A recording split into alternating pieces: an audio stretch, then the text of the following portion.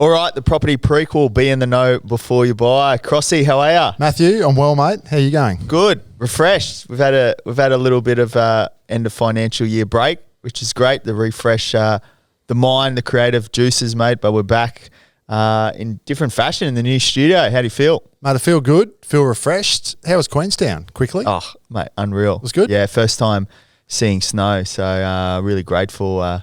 Got to smell the roses along the journey is what you always tell me. So. Correct, mate. You have to.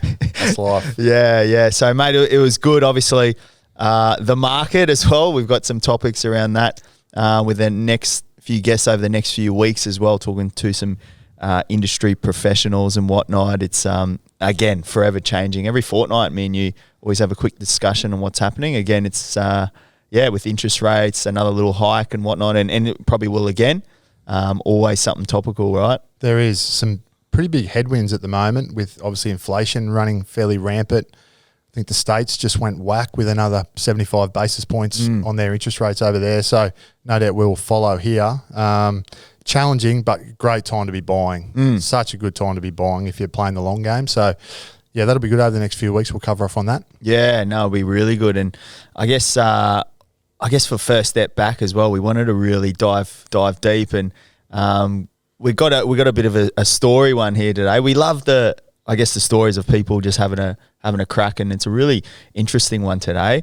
We got Tenielle and MC, known as or Michael, both with Valley Eyewear, both absolute go-getters. Unreal story, actually. So we'll get a bit of the background story. But then also they've got a really interesting journey on the property front, which I think is going to add so much value to buyers out there at the moment. And you know these guys as well, don't you? A little bit of their story. I do. They're great people, and very happy for them to come on and have a laugh. As I said to MC, mate, just come on. We're just at the pub having a yarn, having a laugh, having a beer, and same with Ten. She's usually having a champagne. So yeah, I was gonna say a few times I met MC, I was like, yeah, this fella loves a good time. I can tell. So for that. Yeah. So guys, thanks for popping on. Thanks for having us. I guess firstly, just give us a background when we get our guests on. We always just love to. Where did it all sort of begin? Like, where are you guys from originally? Like. Yeah, well, Tenielle and I have been together for 27 years, actually. So we met at PBC. Oh, yeah, high school. So, we've been together since high school, which is pretty cool.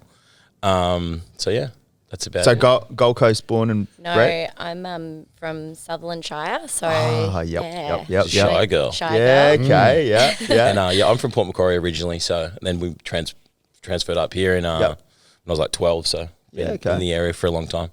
Yep. And what sort of brought you to the coast? Was it just family or both families? Yeah, I moved here when I was 8. My mum and dad packed up and they just wanted the Gold Coast lifestyle. Both families, I think. Yeah. So they that's it. Here we are. Okay. Life in Port Macquarie, MC. What did it consist of? Because I mean, obviously, I know you very well, but for those that don't, mate, tell us about growing up. Very good bodyboarder. Yeah, growing up. I guess Port Macquarie was the bodyboard hub of the world. So I grew up bodyboarding there actually. So that's kind of started as like a young bodyboarder kid from Port Macquarie, and then moved up here to the coast. So the whole town, that's all we really did down there. Played footy, and then went surfing. So that was kind of the start of the whole surf thing. So and like. You're a pretty big deal in Port Macquarie, particularly in under 12s. Mate, under 12s best and fairest. So I hung up my boots. I was like, bang, drop the mic. That's my career done. We've still got the trophy actually, Crossy, if you want me to bring it over. We've got it at home. Tens always says to me, you're still hanging on to that, mate. That was 30 years ago. Drop it, will you? It's pretty funny. You got to remember those moments. They really set you up for life, right? Celebrate the wins. Mate, don't forget them. We're still celebrating that win. Yeah. Yes, we are. What about you, Tens? What was it like growing up in the Shire? Well, I moved to Queensland, obviously, when I was 8. So I was really young down there. But don't remember a lot of it. Not a lot of it. But my grandparents always lived right on the point at Cronulla. They had a unit overlooking Shark Island. Oh, wow. Oh, unreal. Yeah, so sick spot. Yeah, I kind of grew up around there, and a lot of my family are kind of still there. Others have moved up here. So we go back and forth quite a bit, but still a beautiful spot. And it's a lot like the Gold Coast, really. Yep. I was just going to say a bit of coastal influence for both these, So for sure. It doesn't surprise why you're up here. And just really briefly, we always love the backstory. What was the? Did you make a move in school? What grade was it?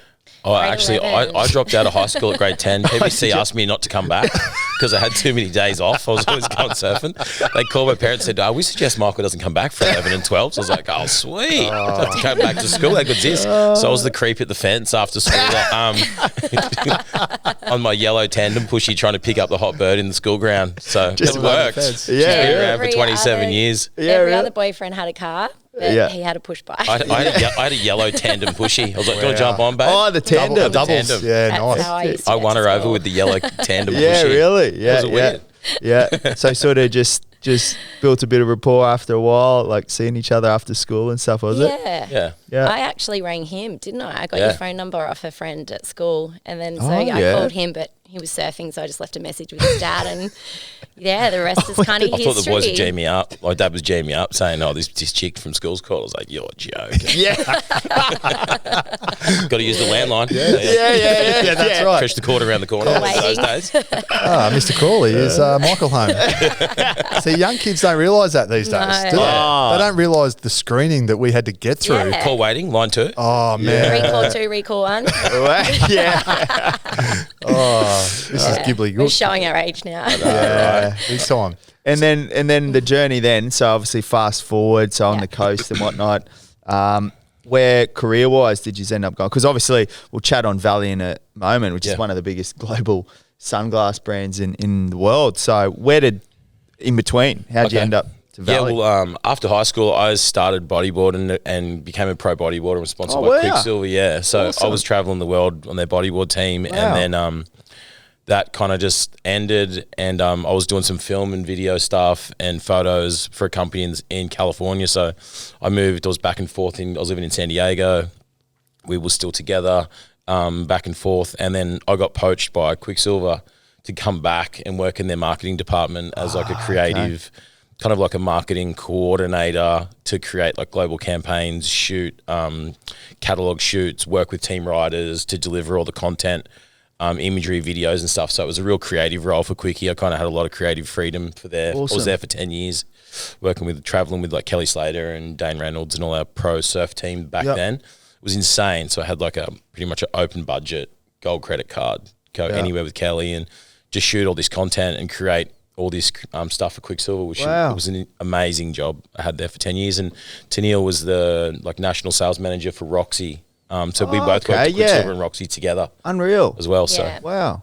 yeah. So I was there for 11 years. Yeah. So I Wow. was state sales manager in Queensland and then took on a bit of a national role. And Yeah. I used to commute between Sydney, Torquay, and Gold Coast for quite a long time. Okay. But before that, I was in retail, surf retail, which is kind of how I then got poached to go into wholesale sales, which was good. That's what I was going to ask you, Ten. So obviously you started in retail and then Yeah. they obviously saw something in you to then get promoted or to sort of change angle. How did that sort of come about and how did you feel at that time? Yeah, I was 22 when I got poached. And we obviously bought our first unit at 22 then. But yeah, no, it was really good. I just left school and I was going to go to uni. And then I just decided that I needed 12 months off to just live and, you know, be 17 and 18. And Michael was traveling, so I wanted to spend some time traveling with him.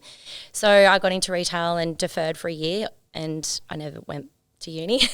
I did courses here and there along the way and then just worked really hard at retail and I loved it and got into management. I got up in the ranks there and then, yeah, that's when at the time the state sales manager that owned Quicksilver here when it was still an agency, offered me a role to be a sales agent for Roxy for him. So So you're pretty much just learning on the run as opposed Yeah. to say the uni path or yeah, absolutely. Like, you know, I did the little courses along the way to learn and then I was lucky enough to have really good managers that I could learn from and look up to, but I just worked hard. I had 2 jobs for like 3 years. So Michael used to pick me up in my car and after he'd Such surfed a at hood Diva rat. all day and drive me from one job to another. And then I would go and I used to also work in a video shop. So again, Unreal. showing my age. Good work ethic this woman. Hustling. And Yeah. then she'd And pay then for I- my petty. It was That's mental. right.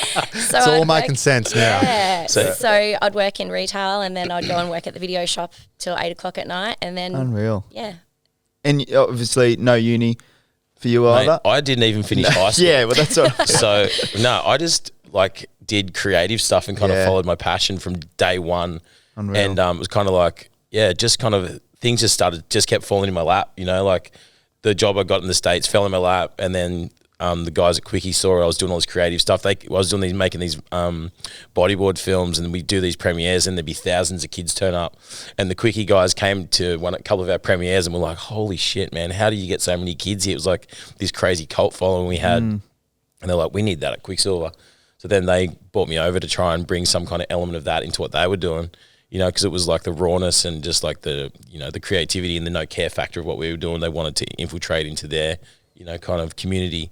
And I think it's like with Tenielle, it's like they see you have a good work ethic and you're just happy to do anything and everything and give your all. And so kind of fell into that. It was good. Where did that creativity come from, MC? Was it like when you were in high school, were you doing, art or drama type stuff? And then did you pick up a camera and go, I've got a bit of a flair for this? Yeah, well, I think what happened was I was always did well in art. I've always been into painting and all that creative kind of side of things. But when I traveled in the bodyboard and team thing, I was always really into what the photographers were using, because back then they were shooting with film. So I was always asking a lot of questions, and they were picking up their cameras and they were teaching me a lot along the way. So I really kind of built up a passion for photography, and just loved that shooting stuff differently, and had a real, was really into the whole process of shooting film, processing stuff differently and doing things a little bit differently. So it kind of just evolved from that.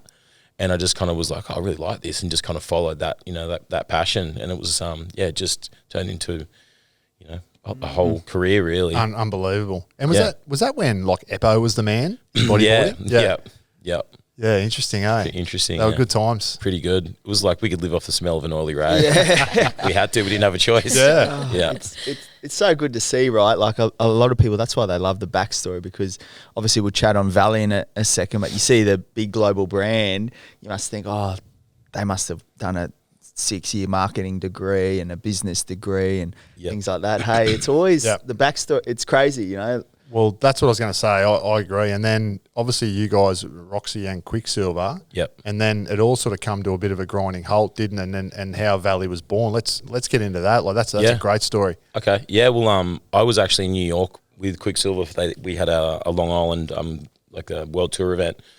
So I'd live in New York with the hotel there for 6 weeks, and we just had the biggest event, this crazy campaign, and met with the GMs and the CEOs of Quickie. We had a big meeting in New York. They're like, your career's looking awesome. We love what you're doing, blah, blah, blah. I came home. We just had our son was probably just one. No, he was like 6 months old. 6 months old, on yeah. maternity leave. And I came home and got made redundant. And it was just crazy because one of the bosses at Quick actually sent a text message he thought was going to the CEO, but accidentally texted me. And was like, good luck getting rid of MC tomorrow. That's going to be hard. But he texted it to me. So hectic. Wow. Anyway, so the CEO flew. I was on a plane that night, flew to the Goldie to actually tell me face to face. But yeah, it was a real kick in the balls. But in hindsight, now it's the best thing that ever happened to me. It was one of those things where I didn't really know what I was going to do. And I designed a sunglass line for Quickie. When I was there, I had to look after their eyewear team that came out from France, and I was like, look, guys, I think your eyewear sucks, to be honest. And I was like, no offense. And do you want to learn how to design eyewear? I said, I would love to. So they flew me to France, and I spent time in their head office, and they taught me how to design eyewear. And so I did a small capsule collection for them, and it sold really well. And it was like, fuck, this is pretty fun. And I was at home, and a guy rang me from Quick, and he's like, so what are you doing now? What are you doing with yourself? And I'm like, haven't you heard? I started my own eyewear brand, and I was fully lined through my teeth. Yeah, really? I hadn't even done anything. I was like, oh shit, fuck, I got to do this now. Yeah. So what was that timing, MC, as far as from the redundancy to when the call was come through? I'd say a month, not even. Yeah, you had job offers. I had job offers and away. stuff to go to a marketing department. I got offered if that brand. Couple of weird brands offered me roles, and I was like, I kept turning them down. I got the good redundancy payout back then, so it was pretty good. I was like, oh, this is the sweet life. Yeah. And it's probably a month, I reckon. And then I was like, shit, I've really got to do it. So it really was put a boot up my ass to go, okay, I'm going to do this. So I just sat in the kitchen and started drawing up all these eyewear designs and started researching factories and trying to pull all the pieces together with Tenielle's help as well. And we just both just got into it in the kitchen. Unreal. And then I started it, I started getting samples in. I was like, shit, this is really happening. Yeah, really. So just concepting and then found a manufacturer kind of thing. And yeah, then just started, searching the internet, Yeah. just checking for like eyewear factories everywhere, and just started getting samples in, and it just evolved from our kitchen really as an idea. There was like, you know, I've got to do it now. I've said it. You know, I've got to do it. Yeah, It was pretty confronting though, because you did get offered roles on a salary that was the same, and it was safe, and the option when you're redundant and I'm on maternity leave with a 6-month-old baby, wondering is my job safe when I go back, and you've got a mortgage and a car repayment. It would have been really easy just to take that and have the security again. And but his heart wasn't in it. So that's when he was like, let's give this a go. And yeah, at the end of the day, I was just like, you know what? We're young enough to start again. We were 31. Yeah. It was really daunting, but I still remember saying to you, if we live in a tent on Laguna Lake, and that's the thing. As long as we're together, it doesn't matter. Yeah. So I was up at Palmy Pub actually with my best mate, like Matt Grippo, you know, and he was a brickie at the time. And I was there to him, you know, I've got like X amount here. I reckon I can only do like 3 or 4 styles. And he goes, I'll chuck in. He goes, let's go halves in this thing. So that's how Grippo became my business partner from day one. He made a handshake deal at Palmy Pub. To throw in as much as I was throwing in. And so he's been our business partner since day one. Which hats off to him too, because he took a risk. He was a brickie. But he believed. He didn't even ask his wife, his girlfriend at the time. He just charged it. Palmy Pub, is that why that's the pickup point for Splendor every year? Is that home for base? Valley? Home base? Just on a serious note, I wanted to ask Tens, because it's like MC is the most positive bloke in the world. Mm-hmm.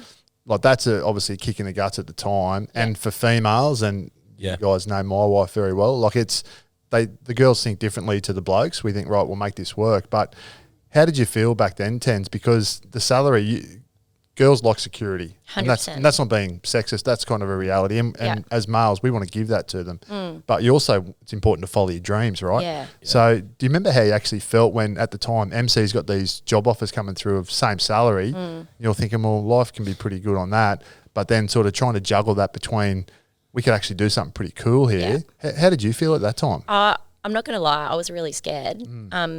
Obviously, Dash was only 6 months old as well. So I was new at being a mum and trying to navigate that, let alone then trying to navigate how we're going to put food on the table pretty much, because as I said, I was on maternity leave, so I wasn't getting paid at the time, and we'd save for me to have that year off. But at the same time, like when I couldn't look at him and know that his heart wasn't in something, so I think that just goes down to every relationship, right? You've just got to navigate and work together, and I just knew how passionate that he felt about making it work, so I just supported him. And as I said, it was do or die, really. Yeah.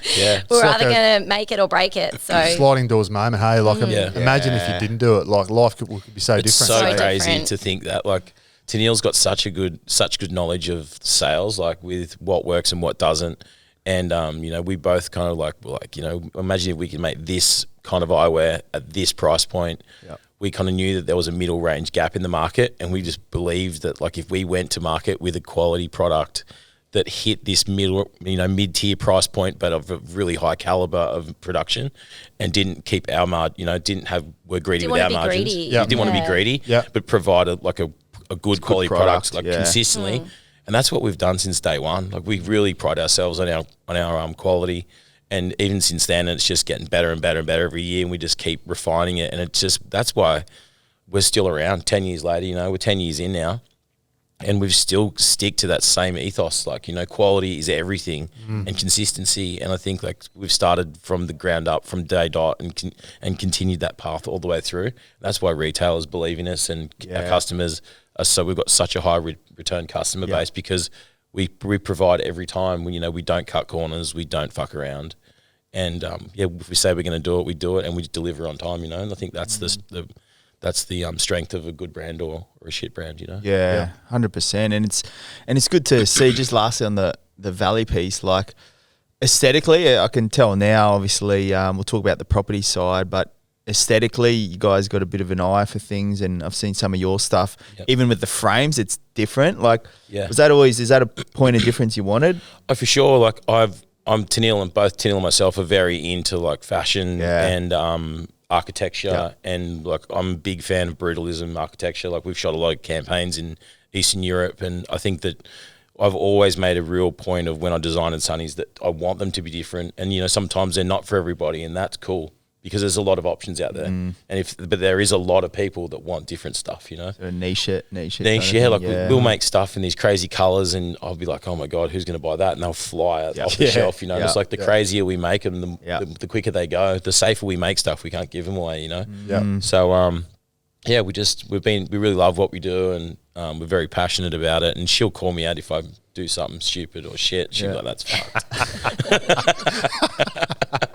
That's pretty. It's a tricky one, but we're together 24/7. We've obviously she's my wife. Yeah, we've got a couple of kids. We work together every day. She can't get rid of me if she wants to. I'm always next to her. So.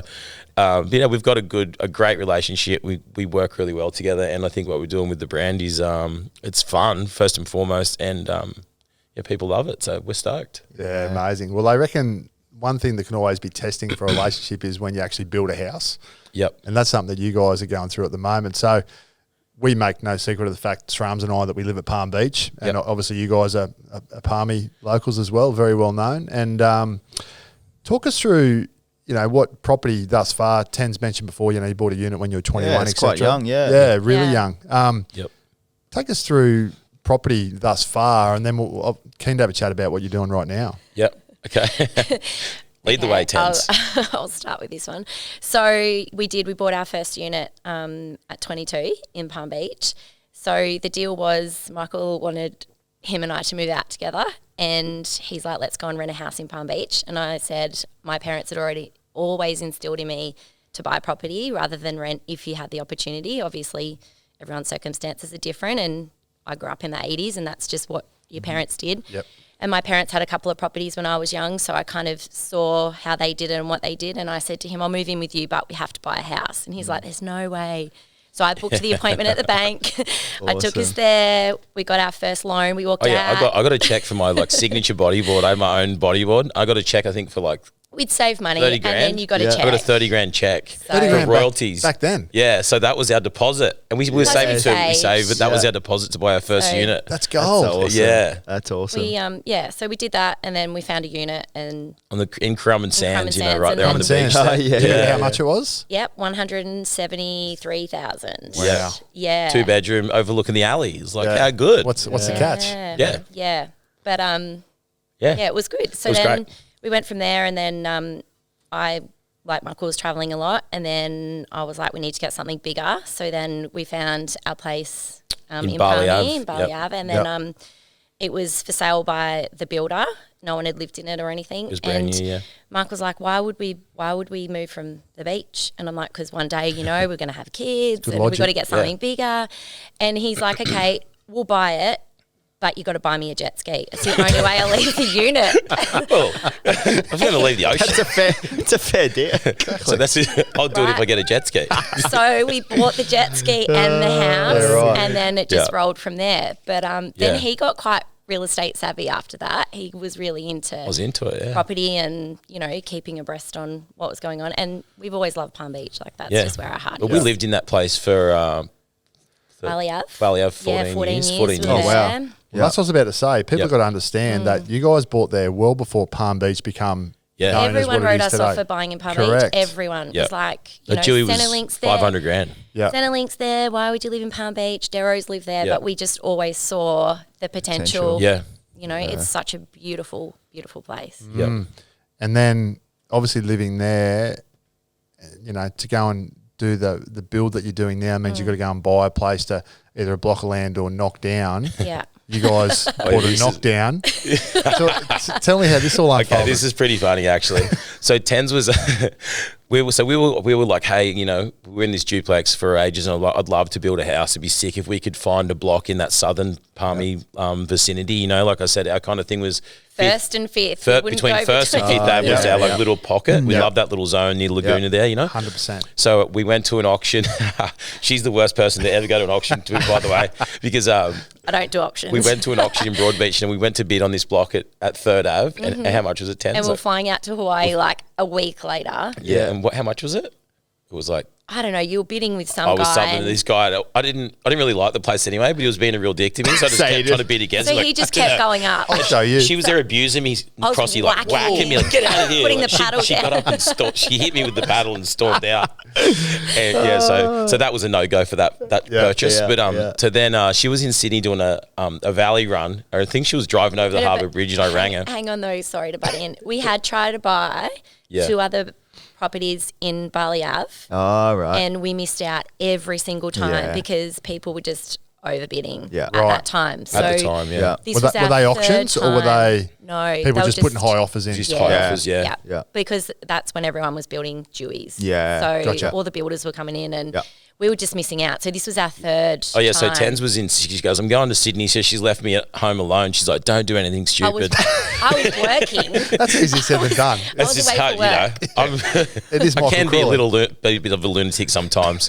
And so she's like, don't do anything stupid. So anyway, I get this, like, I was on my computer at home, get this message from the neighbour. She's like, Andy Hogarth has knocked on the door. They're selling our house. And I'm like, you're kidding. So I just banged straight on the phone to Andy Hogarth. And I was like, hey, mate, what's doing? I'm just selling my place next door. And he goes, oh, mate, you can't buy this. It's for developers and for builders only. And I was like, mate, how much what do you mean? He goes, they're chasing between X amount. yeah. Yeah. Yeah. Anyway, and so I hit him 5K over what they were asking. I go, well, there you go. And he's like, oh, sold. Yeah. And, and I was like, done. Oh, you beauty. He's like, I'll bring the contract around the Savo. So she had no idea. So she's in Sydney. In peak hour traffic. Peak hour traffic, driving over the Harbour Bridge. Harbour Bridge. And I rang her and said, guess what? You're not going to believe it. I just bought the house next door. She started crying. Cried. Oh, that's You did what? I told you to do nothing stupid. You bought a house. Oh, goodness. So, yeah. So we bought the house next door. Yeah. Yeah. And Buying breakfast, buying a coffee, buying a house. It's all the same. yeah, pretty yeah, funny. It's all the But same. yeah, like I was saying to you guys earlier, then now I can understand why Andy said it was for developers and builders, because when we demolished the house, man, it was a double slab. There was septic tanks underground. It was an Yeah, okay. absolute nightmare to develop. Like, so we got in, for more than what we bargained for as far as the demolition goes. But it's fine. Yeah. We got there in the end. But it was a nightmare. Yeah, talk us a little bit on that, because obviously we know how many people are into that sort of knockdown rebuild, especially I feel it's a bit paused now because of the sentiment of tradies and stuff, but I know probably 12, 18 months ago in our business, everyone, Matt, find us a site to knock down rebuild. Everyone thinks it's quite easy. Yep. Tell us some of the challenges you come across in that to add value to sort of buyers. Well, that's the thing for us. You obviously, when you see an old house, you don't know what's underneath Yes. it, and that's the thing. The guy, we're lucky. Our friend who did the demolition for us, he's a mate, and he was just calling me every hour, like, Crawls, you're not going to believe what's under this thing. It was But like a lot of old houses. That in Palmy, I they think have that septic tank underneath, and there was full of rats and just like all this.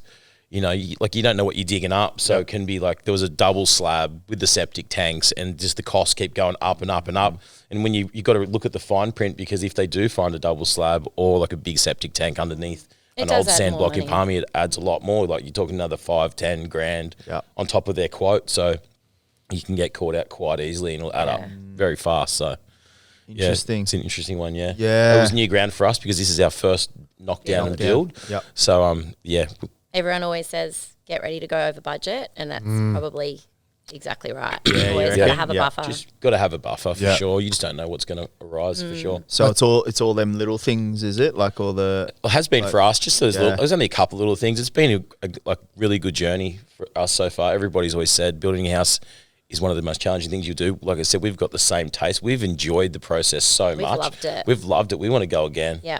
So house talk isn't to me, finished Tens, yet. about, sorry to interrupt, MC. I was just going to say, because you would have had a good idea of what you wanted, because you guys are Yep. fairly aligned, as you said. Yeah. So when you obviously bought the house, think Yep. it's going to be a knockdown rebuild, talk to us about the process of, like, do you talk to a designer, an architect, a drafty, and or do you guys sort of, because MC's so creative, do you guys have a bit of an idea before you go there? Yeah. We've had a We really do. good journey with this. You can You tell. go. You go. go. Okay, so what happened was we I'll come a really back. good friend of ours, John, who owns the Dust Temple in Currumbin. He's an architect by trade.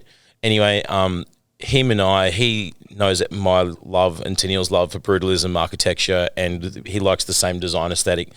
as we do. So we called him in as a mate and paid him to draw us a concept.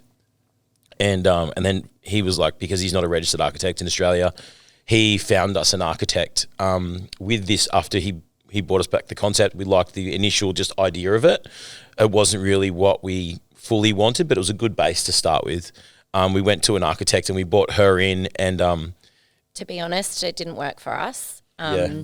I know a lot of people, that's their journey and the path they go down, but we actually didn't find it was the right fit for us. So we spent quite a bit of money there, and I think we hosed over 10 grand with her did. just on her initial couple of meetings. It just wasn't. Was she just pushing agendas or things that she wanted as opposed to you guys? And just didn't understand us. Do you know what I mean? And I think that's the biggest thing when you build a house. And I suppose there's a lot of people out there that don't know what they want, but we knew exactly what we wanted, and trying to get her to understand that or even respect it and go, yep, okay, this is what you like, bringing her, you know, her knowledge And to we'd it. also had, like, Grippo was with us from every single meeting Yeah. about this house. Like, he was been on the journey with us the whole time, and he's been so amazing.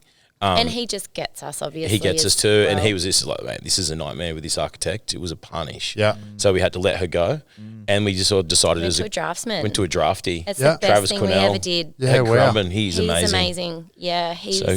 So He- he just worked with them. This is sort of Yeah. what just pretty much did everything the architect did for us as far as design wise, and then with 3D drawings and everything, and it was just so easy. He just simplified the process, and he would say, hey, this won't work or that won't work, because obviously Michael and I are definitely not builders. So if we wanted that hanging there and that there, he's like, that's not going to work engineer-wise. But Yeah. he got us, and he worked really close with the three of us. And Grippo, yeah. Yeah. And Really good. It was the smartest we're thing a I think good we little did with team. having Yeah, I Grippo, agree. who's building it for us. Lou's, like I said, our business partner in Valley. He's works at Valley full time, but he stepped out and to do this house just for us as a project. He's our best friend He's our too. best mate. Yeah. Yeah. So having him sit with us from that first meeting, from the architect, from the concept with John to the architect to Travis Quinnell, drafty, has been the best thing ever, because Grippo's like, that won't work with Trav, or, you know, because we're like that cantilever there, this design, this, you know, off-form concrete here.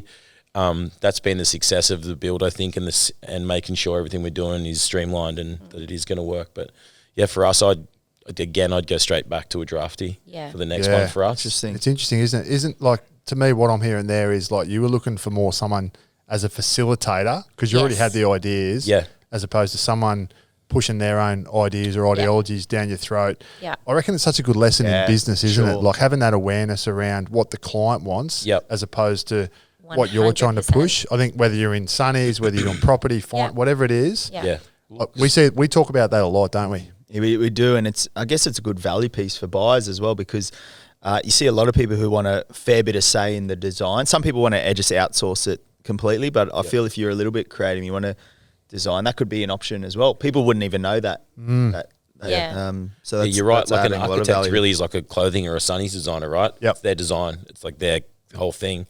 Whereas like we fully know what we want, the look and the feel and the aesthetic of our house. Like I think when our house is finished, when people will see it, you'll know it's not like any other house in Palmy. It's not going to be everybody's Not taste. everybody's taste either, and so what? That's our okay. house. It's Like, yours, yeah. we didn't build it to sell it, so Yeah. we don't really care. Or to please everyone. No, No. it's Doesn't matter. Yeah, so It's our forever home. maybe. Yeah. Depends who knocks on the door. Yeah. yeah. It's bit of cabbage. We were talking about that in the shower last night. I'm like, so Yeah. What's our number? And what about during the process, obviously from, I guess, knockdown to how long's that time frame going to be till you get the key to walk in? Yeah, approximately, obviously. Was there We're any hoping- blowouts there? 100%, yeah. because obviously Yeah. COVID. we didn't start the knockdown until we had secured a lot of the materials. Like Grippo's so onto it, and we knew that there was such a lack of materials with wood, and prices of steel and concrete had gone through the roof. So we really tried to secure pricing on as many materials and secure materials as possible. Like we've even had one of our good friends, Nick McDonald, MacTech Constructions. Yep. He's helped us. He's given us so much advice guidance and yeah. helped us acquire materials. And a lot of locals have helped us, friends and stuff, with that journey.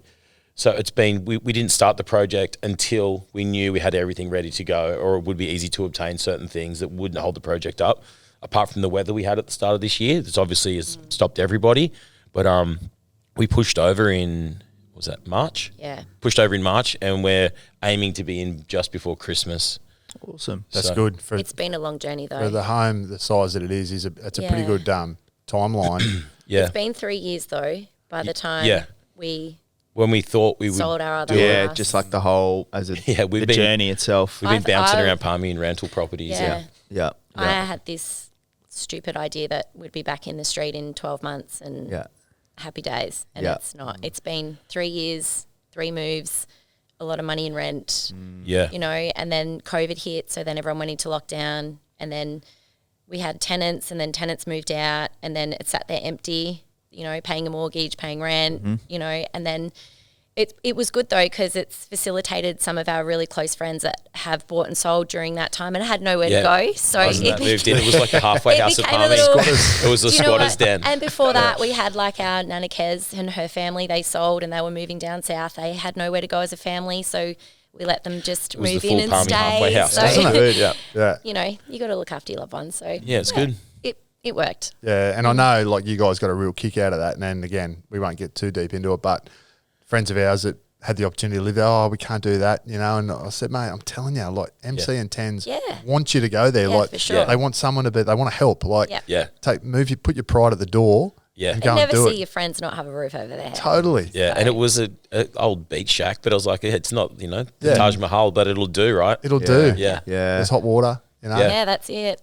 So what? I know, mate. We spoke probably just as you were kicking off, and you had all your ducks in a row through MacTech, through Grippo. Yep. But you guys would have been watching the TV that whole time, watching every week. The price of materials are going through the roof. Yeah. Can't get tradies and all that.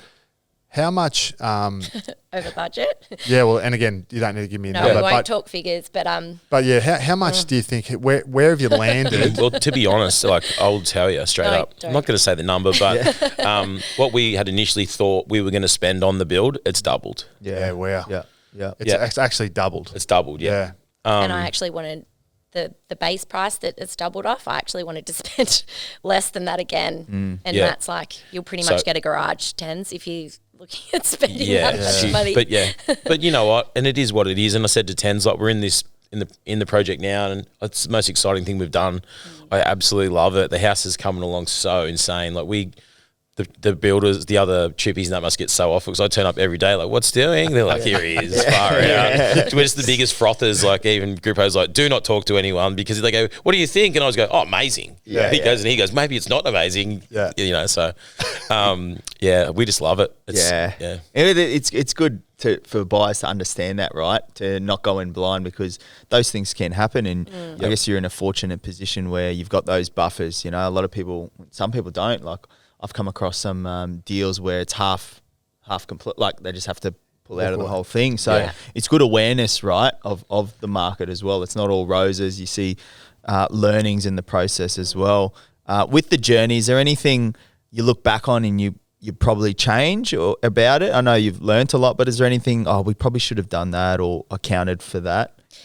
No, not really. I think probably one of the biggest things we learnt is we were so surprised of how much money you've already got to put in Yeah. before you even get the Before you house even- anywhere consultants. close to getting your loan and getting it. Like Yeah. you have to have money saved like Yeah. for the rainy day We to spent- pay for the knockdown. We've to spent pay, over $100,000 of our own cash before the house even got you know, just when it got pushed over. Soil tests. Because and even when you do your demolition, you know, you can't put that on your home loan.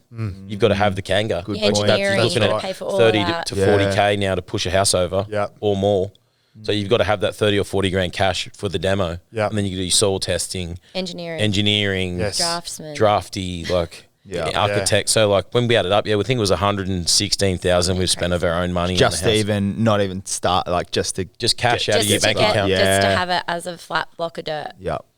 It's That's good to know. that's really interesting because with a few people that we've spoken to, that's so consistent. That same message is Yes. like feels like it's just hand over fist money for no return, Yeah. like no visible return. It's crazy. And then like you think you got your deposit if you got a loan or if you're going to build or buy a block and build, and then you've got to have that extra buffer. Like that's Yeah. just, it's wild. Like for us, It's we've, not as we've simple saved as- for years for yeah. this, like, and we've all like been putting stuff aside to be prepared for it. And we still got caught off guard and certain things, you know, where it was like, holy, More money. yeah. Yeah, and you're right there, Tim. I just heard you say, you you can get caught off guard, so to speak. So yeah, that's going to add a heap of value there for buyers who are looking to get into that. But just before we wrap up as well, and it's good to see, right? Like at the end of the day, you've utilised your business and what you're doing there for, that I guess your lifestyle. Was that always something why you got in the business as well? Like where do you want to keep going? Well, yeah, for us, like I just don't even feel like we've even hit our stride yet. Like, we've just started our optical side of the business. We've got a concierge service in Currumbin now. People can book appointments and come in and do same day prescription lenses. Come and view our entire collection. We can do prescription lenses on site, and we're one of the only brands or the only brand in the country where you can go and do that. So I just think like we're just evolving so much, and I just feel like I'm not going to slow down anytime soon. And I think once we've been done with the build, we'll be off again doing something else. We want to try and maybe get a house on North Straddie as a holiday place. Next is our next goal. So as soon as the house is finished, we'll be talking to the girls at Financial Wellbeing Group and seeing how we can. Let's go again. Money, I need money. Yeah, I need more. Yeah, but no, we're very lucky and privileged to be doing what we're doing. We work really hard, and it's been 10 years now, and we're really stoked with everything that's happening. And What about you, Tens? Are you still as passionate as ever as when you started now in the business? Yeah, absolutely. Yep. And I think that's why it does work, because we are still so passionate. If not, probably more so, like over time, we've had another, got 2 kids now and they're growing up. So that drives you to keep obviously trying to do the best that you can do and succeed and provide for them and kind of show them, a path. But I think, there's no reason to stop. We love what we do, and we've got a great team behind us at work. So it's awesome. It doesn't feel like we do go to work because we love being there. So fun.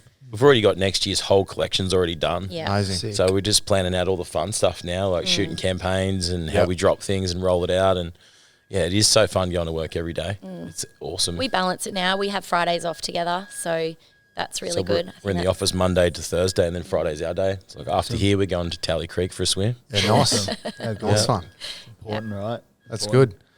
What do you reckon? Yeah, bit of fast five. Hit him, eh? Yeah, this would be good. Just before we hit him with that, I'd really like to know, just lastly on the business mind, because we do get a lot of business owners listening as well. Yep. Biggest tips with business, each one of you, like just business as a whole, and then we'll get into our last little bit. Yeah, I'd be interested to know.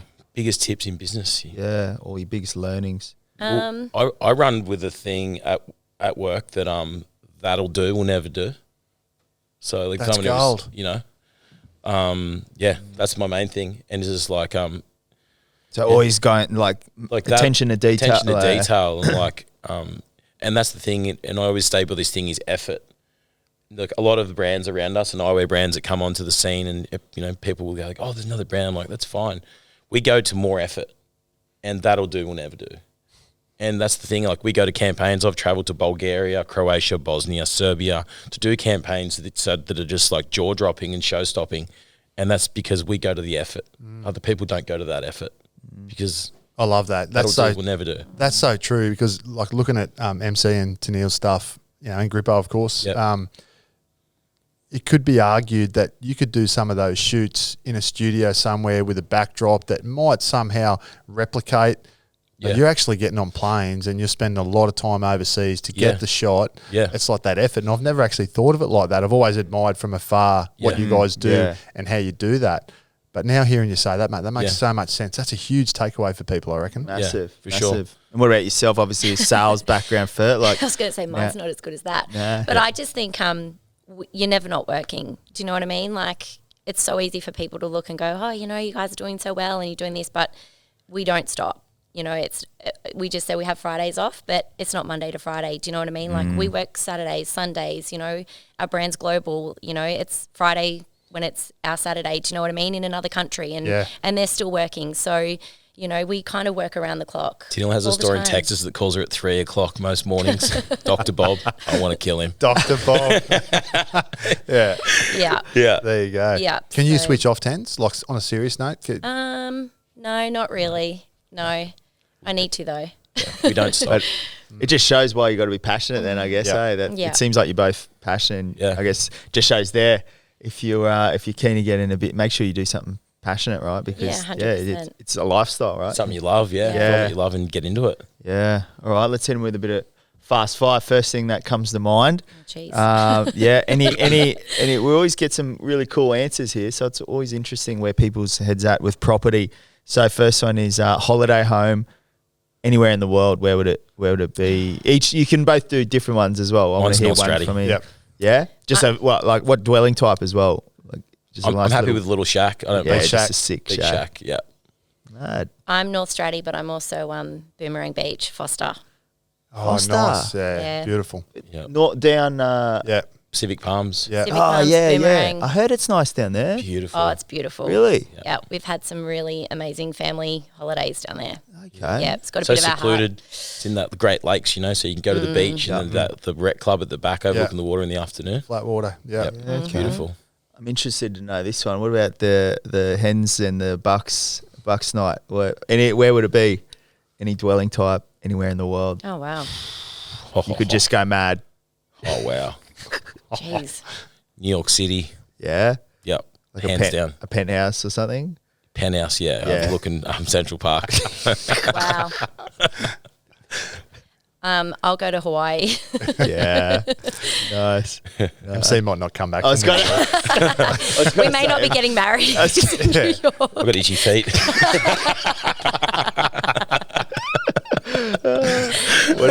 What about you? Got a bit of surplus cash. Where you putting it for? Just an investment. You never live in it. Just where do you see a lot of potential in the? It could be anywhere in the world.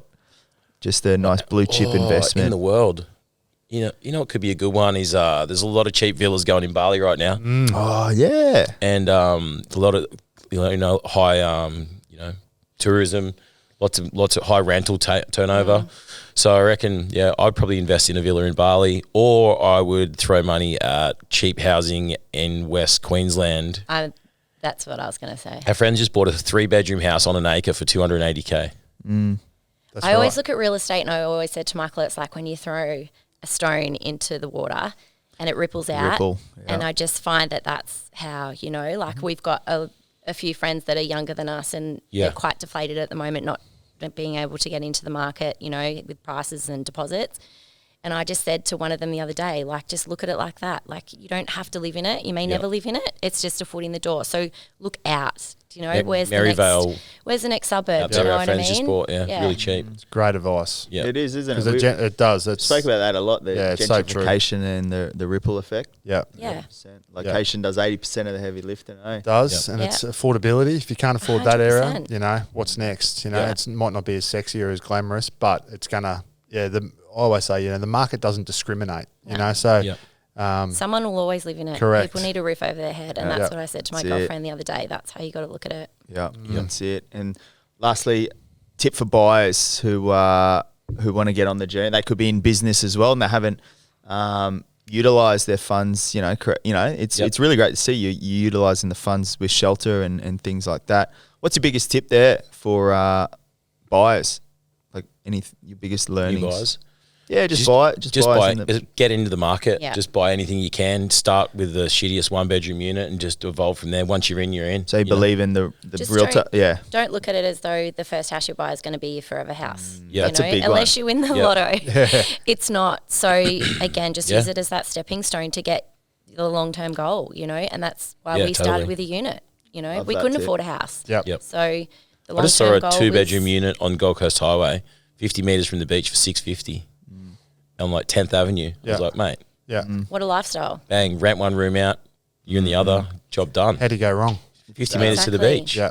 I love that because everyone gets the keeping up with the Joneses theory, Yeah. don't they? I notice that with a lot of demographic now. Yeah. It's like they got to go all in for the forever home and get the Yep. picture out the front, but they set themselves back quite a bit. I Sure. like what you said around the stepping stone. I Yeah, feel that's 100%. yeah, it Sure. just shows it now, right?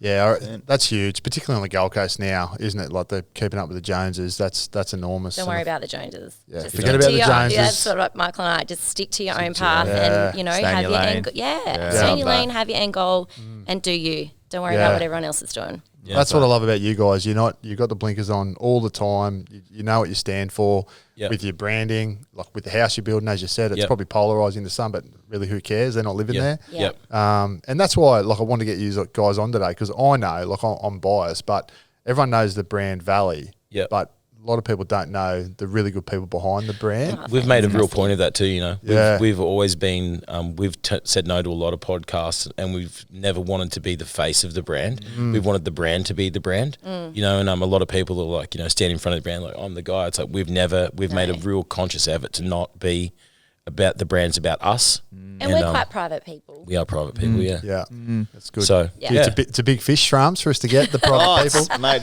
I know how excited Tens was coming on today. No, I had her in the kitchen this morning yelling, enjoy your podcast today. Yeah.